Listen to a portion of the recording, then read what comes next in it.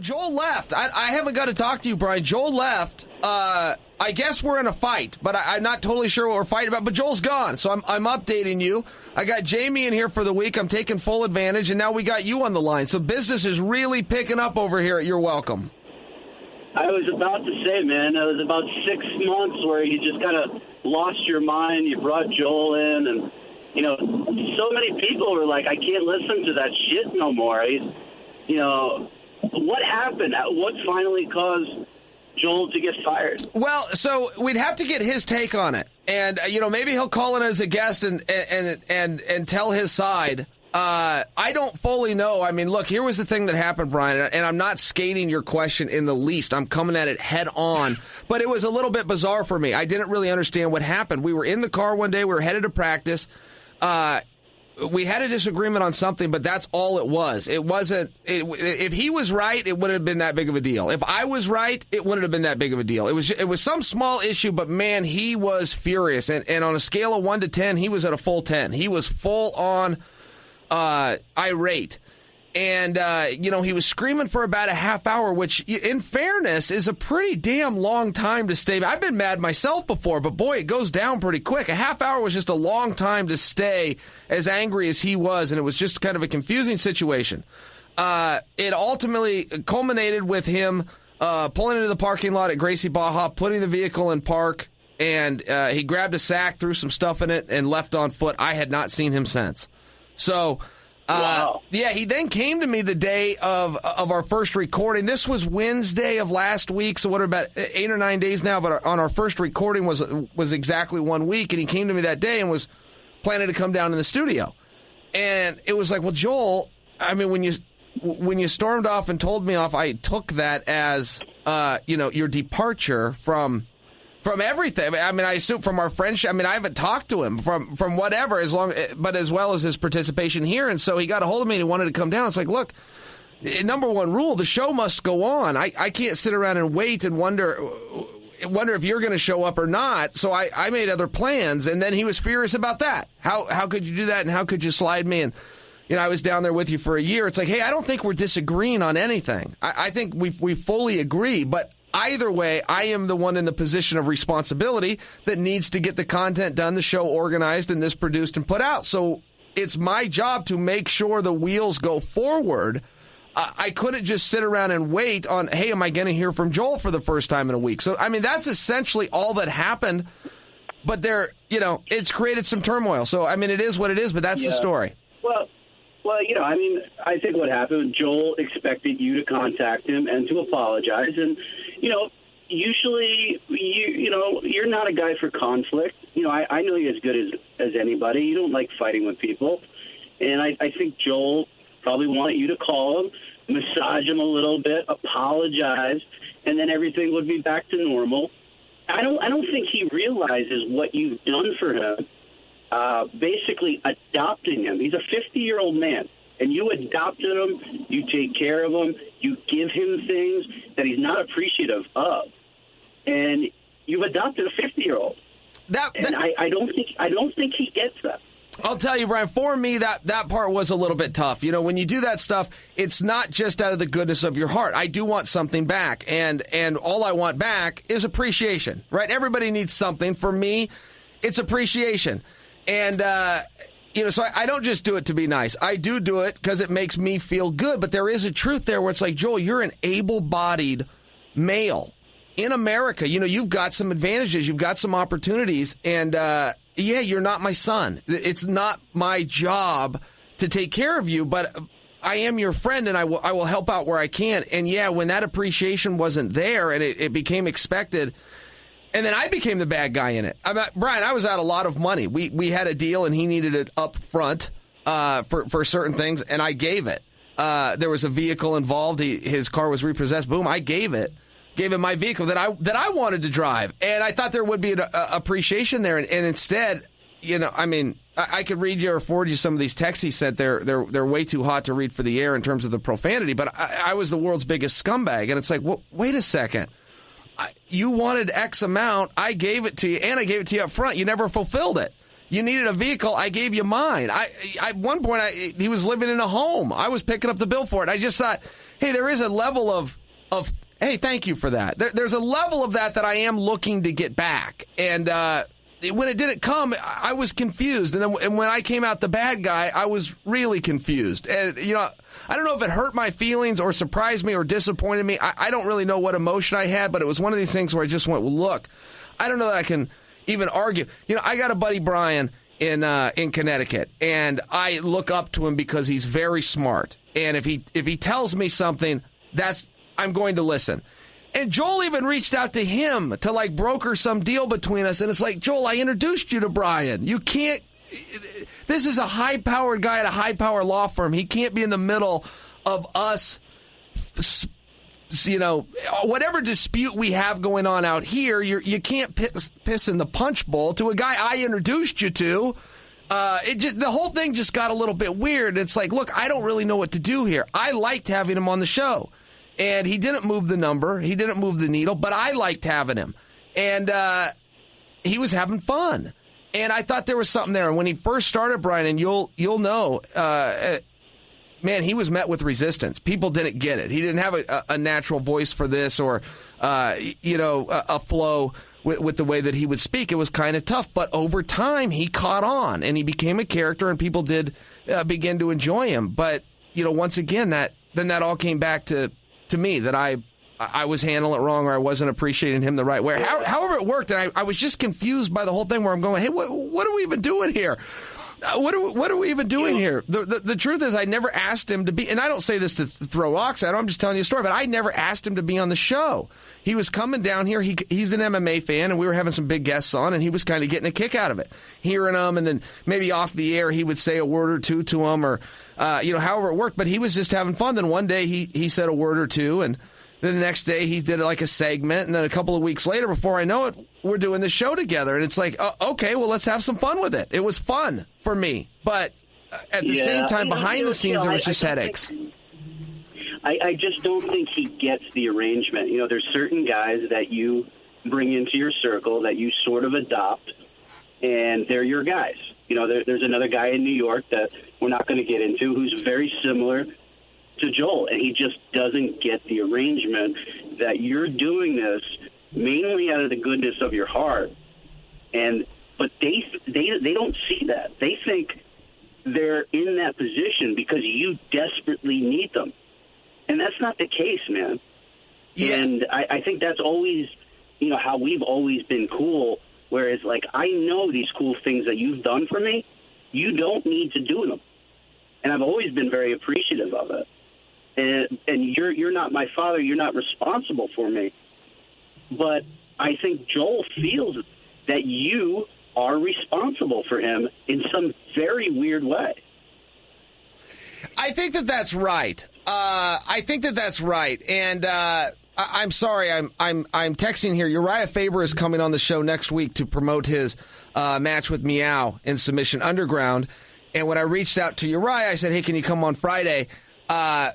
Well, he thought that was right now. So he's calling in right now and saying, hey, your line's busy because I'm talking to you. So I was texting Uriah to let him know, actually, that's next week. Brian, I think that's right. And I'd seen some of those patterns with him, with his own family. I believe he has 11 kids in total in his family. So he has a lot of people to reach out to, and they've always helped him for years. But it does kind of take us back to, hey, you're an able-bodied male. You could go out and fight your own fight.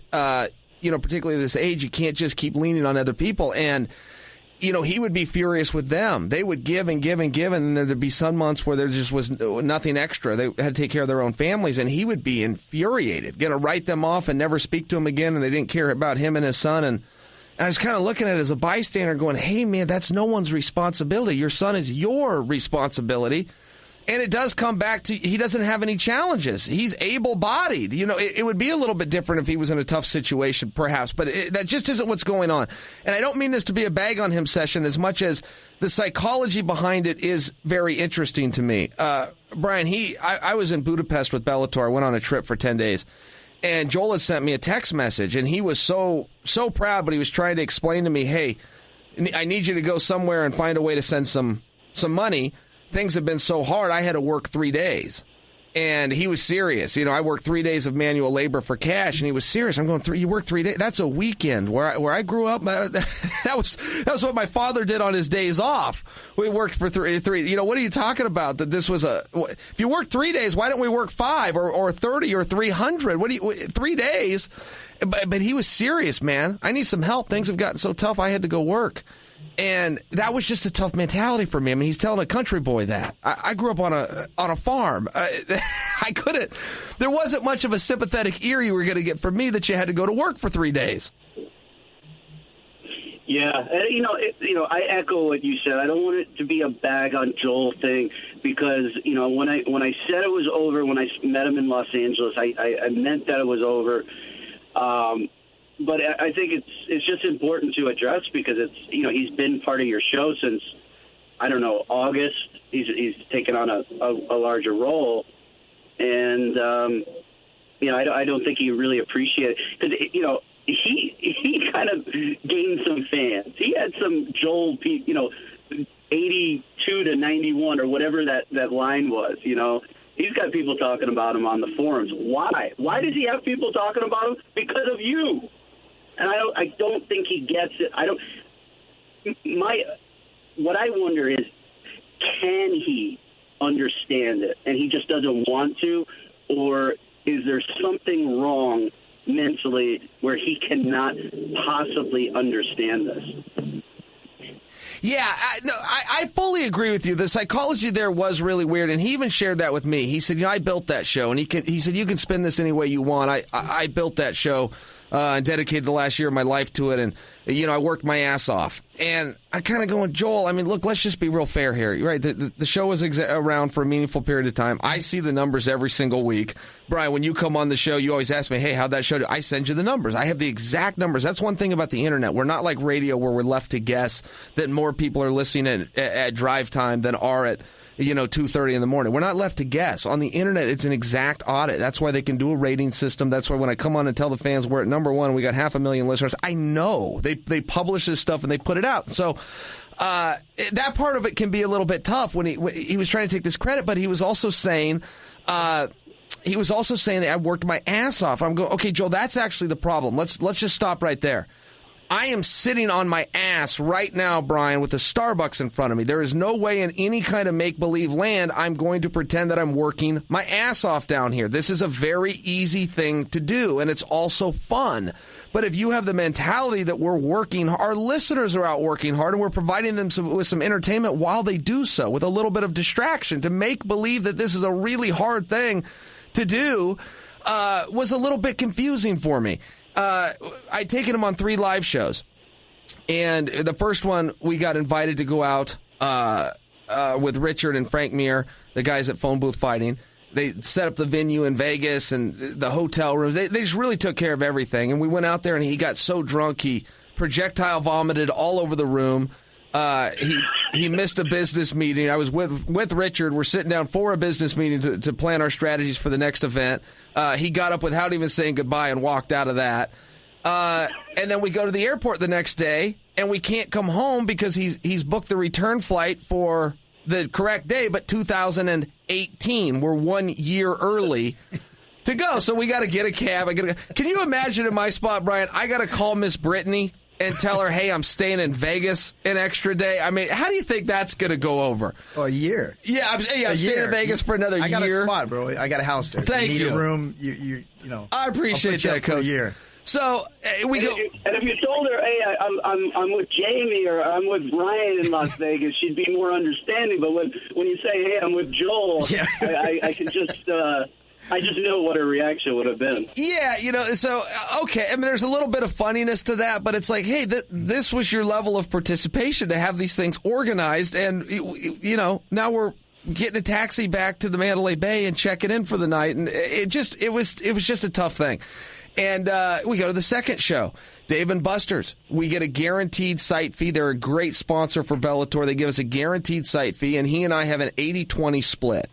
And he's the one that came up with those numbers, so he was happy with it. He controlled the money, though. I showed up and did my participation. He handled the business side of it. He gave me less than 30%. And said, well, the rest of it went to expenses. And I kind of just going, okay. I mean, we have a deal that you asked for. We didn't negotiate. You came with the specific deal, the specific arrangement, and then you didn't honor it. And then he also set up we're going to do a podcast from Dave & Buster's. Well, the audio was so bad that got killed. We never even put it out. And again, he set that up. So then we go to Kankakee, Illinois, his hometown. Everybody's mad so much that they do a front page article on it in the paper. He can't figure out why the paper disparaged him and insulted him so badly. So I get the backstory later from the actual writer who contacts me on my private email and lets me know why he disparaged him because of all the things that Joel had done in that town leading up to the event. And once again, it was a podcast of which I can't prove ever happened because no audios and no camera worked, again, lined up by him. And then I was the bad guy. Then he wanted X amount of money, which I gave him in addition to a car, in addition to all the perks and everything else. And I still ended up the bad guy. And I was a liar, a thief, and a scumbag. Oh, and a coward. He slipped coward in there. So I wrote him back and I said, scumbag, yeah, sure. Coward, that's going to be a tough sell. Liar, question mark. You got to explain that. You got to explain where there was a lie told to you. And it's like, hey, I'm not putting you down. But all of these things I just said happened. We did 3 shows. None of them went well. We could never return to those towns because of things that you did. All of those things happened. So where was it that you were slighted? And that was the part that was frustrating for me. I was never mad. I never even knew what we were fighting about the day in the car that all hell broke loose. It was just never really clear. But now it's like, Joel, I don't know how to let you come back. I mean, I don't really know how to go down that path again. And then he said, well, I want to come on and, why don't you give me 60 days and I'll just go do my own podcast, but give me 60 days on your show to build it up so I can go into it with a little bit of run. And it's like, hey, if you want to go into podcasting, I support you completely. Go ahead and do it. But I'm a little confused. He's not a podcaster. I guess he's not a podcaster, but he had a buddy that had a podcast, so then he had a presence. But he's not a podcast. He came on this show, Brian. He was telling me he's better than Ariel Helwani. He's the best journalist in MMA. I'm like, you're better than Ariel Helwani. No one's better than Ariel Helwani. Ariel Helwani is literally the #1 journalist in MMA. Jamie, would you dispute? Is there any way to even dispute that? It wouldn't matter if you liked Ariel or didn't like him. His numbers are his numbers. He's the best. He's the guy. He's the guy. How do you get around that? And so I kind of go, hey man, we're crashing in the same car. We just keep crashing in the same car. And I'll tell you this: as much as I just told you about him, Brian, I miss him. I miss having him down here. He's a lot of fun. A lot of fun to hang out with. And a lot of it was because of the erraticness, but I got a kick out of it. I'm not a guy that's looking for stability. I like a little bit of wildness. So I miss having him down here, but I just don't know how to proceed when a guy's telling you, look, I want to go do my own thing anyway. That's the reason I'm using your show. And by the way, I need X, Y, and Z because I built your show. And it's like, hey, I'm a little confused here. I'm not getting anything out of this, but I would appreciate a thank you every now and then. And if I'm a scumbag for wanting that, then I'm guilty because I want it. I want a little appreciation. Well, Chael, I think it's got to go back to the original arrangement, which was he got to come down to the studio, he got to hang out, but he wouldn't come on air. He'd drive you, he'd get you a cup of coffee, get you a sandwich, something like that, where he's at least providing some productivity. Maybe if he's agreeable to that, I think that's a good role for him. And as far as a full-time on-air guy, I mean, I think you said it right. He's not a podcast guy. Yeah. I mean, that was just the bottom line. That wasn't meant to be a knock. I mean, Brian, you like me, you trust me. If you needed open heart surgery, I'm not going to be the one that performs it on you. That's just not what I do. So there was never an insult in there. It was just a tough spot. And it's like, hey, he also has a self-fulfilling prophecy. And I've told him this. I'm not speaking out of turn here, and if Joel ever wants to come on and tell his side, he will certainly give him that opportunity. But he does have a self-fulfilling prophecy that's very negative. I've heard him give this spiel to people time and time again, where he'll say, I have a PhD in failure, and failure's a process, and I'm going through it. And it's like, let's get one right every now and then. We don't always have to go into something knowing we're going to fail. Let's get one right every now and then. And he's also got an expression that he can't work anywhere more than 90 days. That's his limit. He'll get a job at a different car lot, a great job. I mean, some of those car gigs, and he has a very good mind for it, particularly in the finance department. He'll make between $14,000 and $17,000 a month. However, one of the reasons car guys make so much money is it's just a tough gig. You got to be there on the weekends. You're working late. You're working till 9 and 10 at night. It's a lot of hours, and he doesn't want to do that. He wants from 9 to 5. He's not working what they call a bell in the car business, and he's not working weekends. It's like, well, then you're not working in the car business. It's like, you want to make a living or not? Because there's some sacrifices you have to make. There's some tough stuff you have to do. And if the only thing you have to put on your resume is that I'm a car guy, well, then you got to go be a car guy. I think that's reasonable, but I mean, that would infuriate him. He would rather, get money from his family or from wherever he could. And he's fine with that. And they're all at work to have that money, and he's sitting at home and mad if they don't send it to him. It's just a different mentality. It's like, hey, Joel, let's start over from scratch here. Let's start over from scratch. Let's go into something. Let's do it the right way. Let's be nice to the people that we work with. Let's go into a town. Let's just do it professionally and nice and clean and straight. And let's start from scratch. That's kind of been a tough concept to relate to him. Yeah, I mean, I think he's really going to miss it because, it seems like he wants this. He wants the public to know him. He wants this persona. He wants people to, use his lines. He wants to be recognized in public. So I think this is going to be a tough thing for him to adjust to. But, hey, he knows how to get a hold of you. And if he's in his right mind, he'll know that this whole charade has been you just kind of having a goof. It was never a, hey, come on the show because I want to make the show, I want to take this to the next level. And you had been doing the show for well over a year by yourself, doing great numbers. The reason why you do multiple shows a week is because you used to do it once a week solo, and it got so popular that the distributor was like, we want more. That's true. It wasn't like Joel took you to another level, but he's got to decide if he wants to come back to the table, and then you got to decide if it's worth the, if the laughs are worth the headaches. So, Brian, Jamie and I down here, I'll switch gears on you. I was just filling you in for the listeners. You and I are very good friends, and we haven't spoken in a couple of weeks. So we're down here catching up. If we were in a private conversation, those are the things I would have shared with you. So there you are. Jamie and I are down here. We're pretty excited because tomorrow, Saturday, big boxing match.